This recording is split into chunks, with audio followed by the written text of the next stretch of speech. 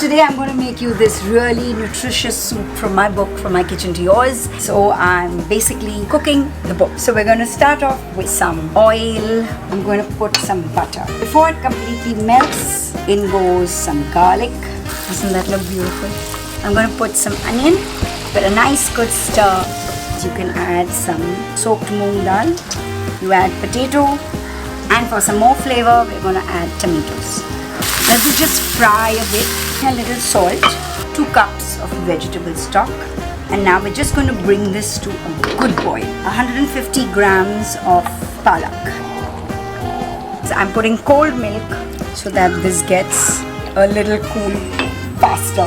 I'm going to just run this through a mixie.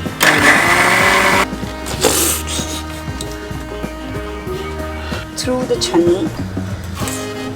Now we're going to bring this to a boil. Boil. A little pepper, nutmeg. Oh my god, the aroma of nutmeg is just too good. It's boiling, we're done. I can have my soup. Yay!